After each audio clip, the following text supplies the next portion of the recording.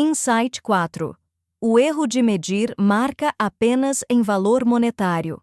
Empresária, empresário, pergunte a qualquer gestor o que é a marca da sua empresa, e ele provavelmente vai responder com uma dessas duas coisas. O primeiro tipo vai falar de identidade, o logo, as cores, o tom de comunicação, a percepção dos clientes. O segundo tipo vai falar de valor, quanto a marca vale no mercado, quanto ela contribui para o preço de venda da empresa.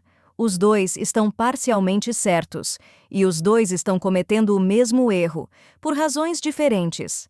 Tratar marca como identidade visual e percepção externa é reduzir um ativo estratégico a uma camada de comunicação. A marca comunica, sim, mas antes de comunicar para fora, ela deveria orientar para dentro. Quando a marca não participa das decisões internas, de precificação, de posicionamento de produto, da gestão das pessoas e de definição de mercado, ela se torna decorativa, bonita, reconhecida, mas estrategicamente inerte.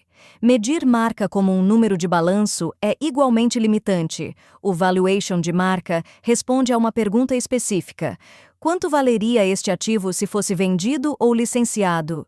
É uma pergunta legítima, mas é uma pergunta de transação, não de gestão. O gestor que só conhece o valor monetário da sua marca sabe quanto ela vale, mas não sabe o que ela está fazendo pelo negócio todos os dias. E na maioria das empresas, a resposta a essa segunda pergunta é muito menos do que deveria.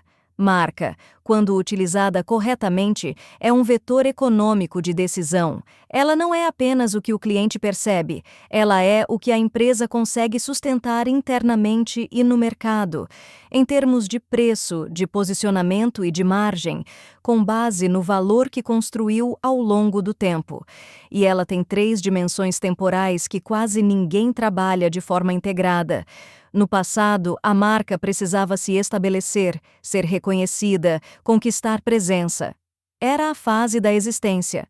No presente, a questão se torna mais complexa. Reconhecida por quem e de que forma?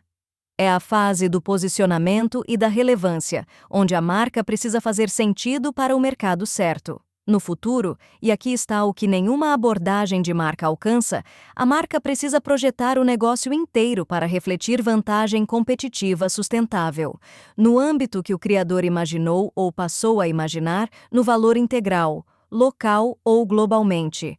Isso significa que a marca não é atemporal no sentido estático. Ela evolui, mas mantém coerência com a intenção original de quem criou o negócio.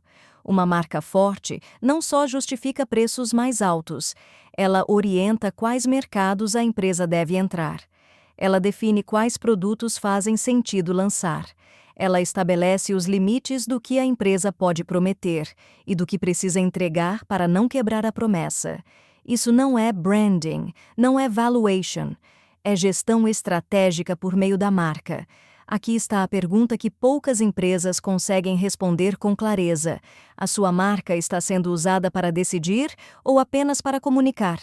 Se a resposta for apenas comunicar, a empresa está deixando um dos seus ativos mais valiosos fora da sala de decisão, e pagando esse custo todos os dias, sem perceber. Medir marca apenas em valor monetário é como medir o desempenho de um gestor apenas pelo seu salário.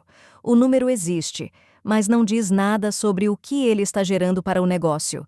Marca que não entra na decisão é marca que não trabalha pelo negócio, e negócio que não usa a marca para decidir está competindo com uma das mãos amarradas, custo que não reflete a realidade operacional, preço que reage ao mercado em vez de conduzi-lo, marca que comunica, mas não decide. Esses 3 pontos cegos aparecem juntos e se sustentam mutuamente.